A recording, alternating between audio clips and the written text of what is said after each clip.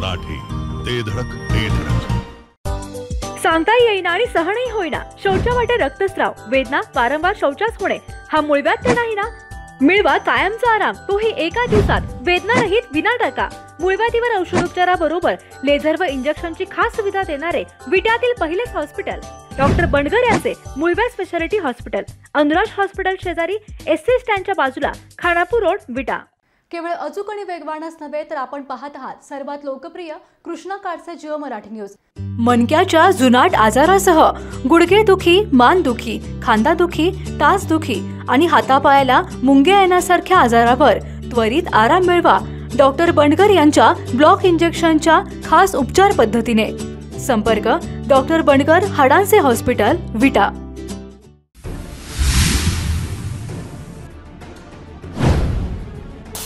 गारडीत भर दिवसा खुनाचा प्रकार समोर आल्याने परिसर हादरून गेलाय. गारडीकडून नेवरीकडे जाणाऱ्या रस्त्यावर खुनाचा प्रकार समोर आल्यानंतर मोठी खळबळ उडालीये.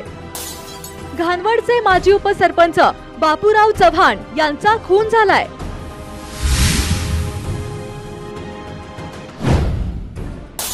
बापूराव चव्हाण यांचा खून करून हल्लेखोर घटनास्थळावरून फरार झालाय.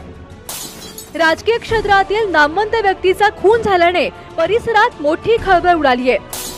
या खळबळजनक घटनेनंतर पोलीस उपअधीक्षक विपुल पाटील आणि पोलीस निरीक्षक धनंजय फडतरे यांनी घटनास्थळी धाव घेतलीये.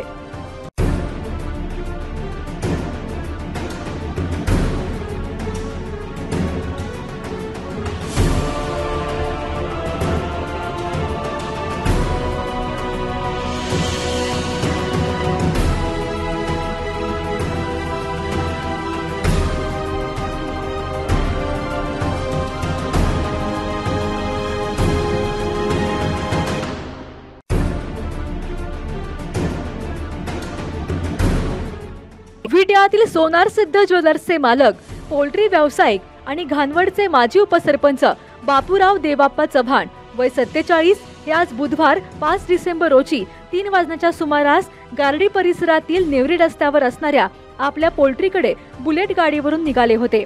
यावेळी बापूराव चव्हाण यांना रस्त्यात गाठून त्यांच्या मानेवर वार करून त्यांचा खून झाल्याचा खळबळजनक प्रकार समोर आला आहे.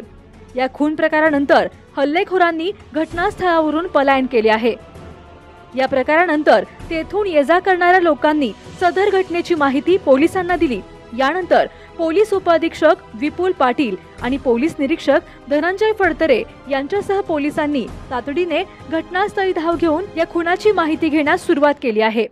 चव्हाण यांचा खून झाला यावेळी सदर रस्ता सुमसान असल्याचे सांगण्यात येत आहे. हा खून नेमका कशामुळे झाला याचे कारण अद्यापही समजू शकले नाही. त्यामुळे पोलिसांनी देखील पथक नेमून या खुनी प्रकाराचा छडा लावण्यासाठी फिल्डिंग लावण्यास सुरुवात केली आहे. एकूणच भर दिवसा असा निर्घृण खुनाचा प्रकार समोर आल्याने तालुक्यात मोठी खळबळ उडाली आहे. जिओ मराठी, ते धडक